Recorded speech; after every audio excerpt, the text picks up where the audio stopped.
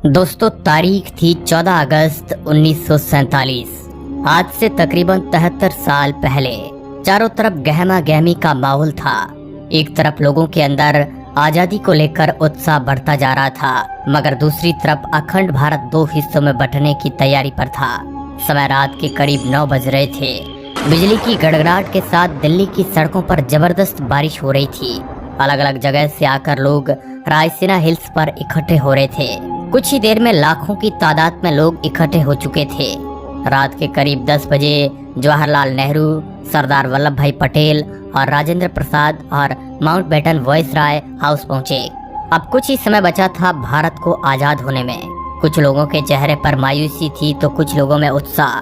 और यहाँ पर जवाहरलाल नेहरू अपनी स्पीच शुरू करते हैं। उनके भाषण की शुरुआत इन 2 लाइनों से शुरू होती है। At the stroke of the midnight hours When the world sleep, India will be awake to life and freedom।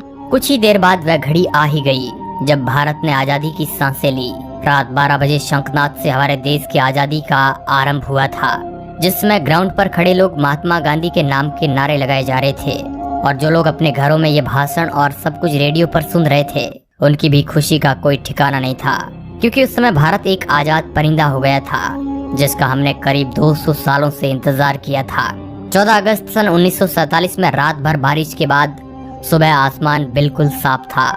जब सुबह 8:30 बजे पंडित नेहरू और उनके कैबिनेट ने शपथ ली और जिसके बाद ब्रिटिशर्स का झंडा हटाकर आजाद हिंद का झंडा लहराया गया, जिसे देख सभी की छाती चौड़ी हो गई थी, क्योंकि अब हमें वो झंडा दिखने लगा था जिसे हम बरसों से देखना चाहते थे। जब राजधानी दिल्ली में आजादी का जश्न मनाया जा रहा था, उस वक्त महात्मा गांधी दिल्ली से हजारों किमी दूर पश्चिमी बंगाल के नोआखली में थे और राज्य में शांति कायम करने का प्रयास कर रहे थे। जानकार बताते हैं कि पंडित नेहरू के ऐतिहासिक भाषण को पूरे देश ने सुना था, मगर गांधी जी नहीं सुन पाए थे। 14 अगस्त 1947 की ऐसी रात जब लोग सोए तो गुलाम देश में थे, लेकिन अगली सुबह उनकी आजादी की सुबह थी। लेकिन जितनी खुशी हमें आजाद होने में थी, उतना ही गम अखंड भारत के टूट जाने में था, क्योंकि दोस्तों भारत ने अपना 3,46,737 किलोमीटर का एरिया पाकिस्तान के रूप में खो दिया। करोड़ों की संख्या में लोग भारत से अलग हो गए थे। जो लोग कुछ समय पहले ही भाई की तरह जिंदगी जी रहे थे, वे अब एक दूसरे की जान के दुश्मन बन चुके थे, क्योंकि 14 अगस्त के रात 12 बजे भारत और पाकिस्तान का विभाजन हो गया।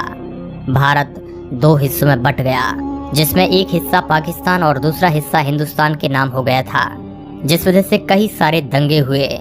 जो लोग खुद को पाकिस्तान में सुरक्षित महसूस समझते थे, वे वहां चले गए, और जो लोग भारत में सुरक्षित महसूस कर रहे थे, वे यहाँ पर आ गए। कहा जाता है कि करोड़ों लोग पलायन को मजबूर हो गए थे। इन दंगों में हजारों लोग मौत के घाट उतर गए थे। ये उस समय दुनिया का संभवतः सबसे बड़ा विस्थापन था, और ये सारा खेल अंग्रेजी हुकूमत का ही था, जिसने डिवाइड एंड रूल का खेल पहले से ही खेल रखा था, जहाँ पर उन्होंने हिंदुस्तान के अंदर हिंदू और मुस्लिम के बीज भर दिए थे। वरना आजादी के पहले तक हम सभी भाइयों की तरह साथ में जी रहे थे। वो तो अंग्रेज ही थे जिन्होंने हमें हमारी जाति के आधार पर हमारा व्यक्तित्व याद दिलाया, जिसके बाद हम आपस में ही लड़ने लगे।